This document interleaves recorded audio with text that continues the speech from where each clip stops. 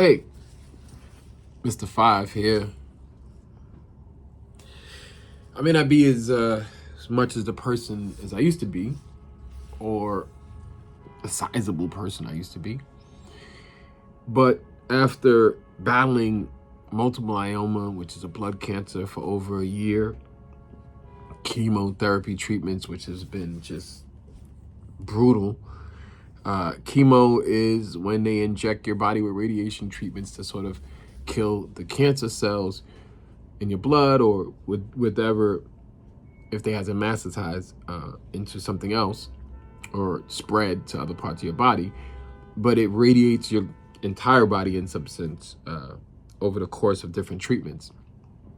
Now, these treatments are very painful to the fact that the side effects. So the side effects, you can't eat, you have no taste in your mouth, you're throwing up constantly, you have no appetite. I swear to God, if it wasn't for the legalization of marijuana, or at least the fact that I've had one of the first people in New York State to have a medical card, I wouldn't be eating anything. And so this process of healing is very long. And this is why it's important, but also why I'm sort of making this little rant, is that Black and Latinos are mostly underdiagnosed and they don't get the treatment that they need in time. What I mean in time is that if it takes you a year or 6 months or 8 months or a year to be diagnosed, then your treatment not following is also taking damage time. So you have this time of a year where you're deteriorating because of the disease. And then by the time you get treatment, you're so deteriorated that you may not survive treatment. And so a lot of people don't make it from chemotherapy. God, my skin looks so gray. That's another thing. It affects your skin. Multiple myeloma is a blood cancer that affects your blood, but your bone marrow. So like your whole body will hurt. There's been times when I didn't have enough energy to just chew. Not that I couldn't chew. I just couldn't even move my jaw. Like, it was just too much. I'm grateful for the community and for the friends and allies that I have. Your contributions has helped my family pull through this. I feel like I'm at the halfway mark. So surviving this is a victory. I rang my bell today, which means no more chemotherapy treatments. But in my case, that is not everything's good, I'm on the road to being normal again. No. This disease has ravaged me for so long because of the work that I've done. I've ignored my own health and put that first. And just sometimes people don't understand that when you're pioneering something, when you're trying to change something that no one has ever changed, and you're putting yourself on the line because you have to be the main organizer, so you're not going to be paid for doing the organizing. Nobody's ever seen the results before, so they tend to not invest in it. And so when you're an abolitionist, you don't care about, all right, you're not going to pay me, I'm going to end this.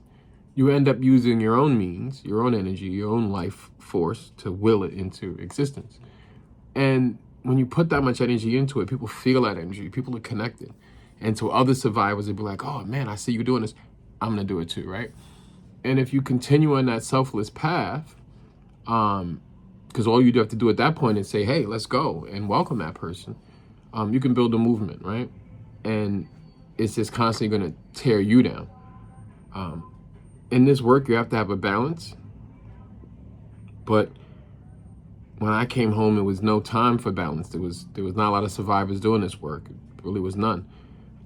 We still had solitary. We still had, legalization. We still had the registration for voting, the voting rights, the ability to vote. We had, the parole bills. We had so many things that we were trying to do and pioneer, which are now all individual movements. There was no time to be holistic, right? There was no time for me to rest. And so organizing for me was every day and all day. I would come home and finish up the work and fall asleep and wake up and pick up right where I left off at, right? That momentum That momentum paid off, but comes with a cost. So I just, it's not really a rant, but it's more so just me vlogging about this issue, I guess. Because when going through this over the last year, I really thought like I would have the energy to do this, and I would be able to vlog every day. I'm gonna get up and show people what it is, to fight the disease and to go through it. But I couldn't do it.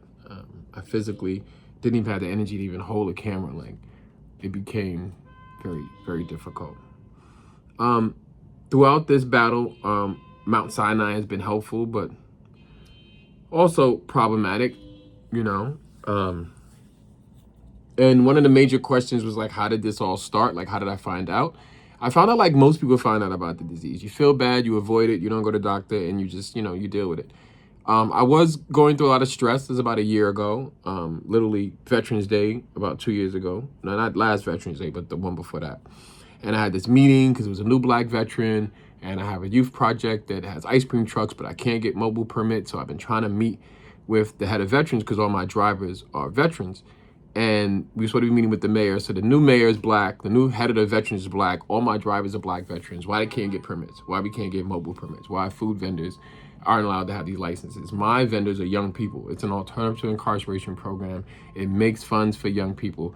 I'm not fighting other organizations for grants and funding because we pay our kids off the money they make their employees. Also, it sets them up for stability. And to be stable is the ultimate anti-incarceration and alternative to incarceration program you can have, right? You mix that with supportive housing and you have a solution that can help a child in a period of time in life when it's hardest. So these two projects, Help Station and Mikey Likes It Academy, which we founded and operated for over 10 years now, we can't get mobile permits. So I'm meeting with the mayor and he's just so frustrating to deal with.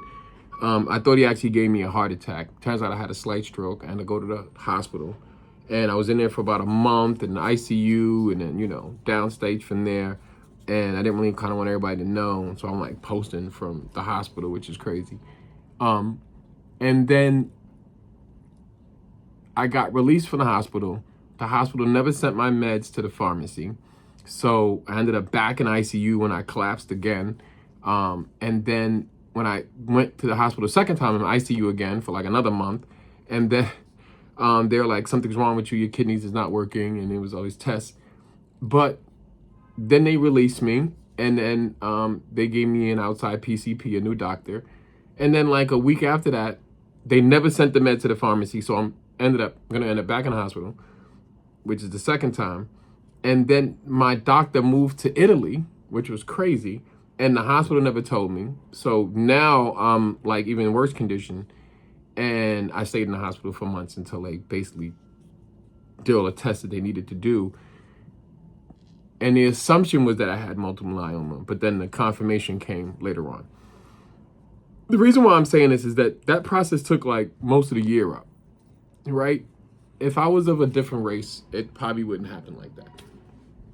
I'm just gonna be honest.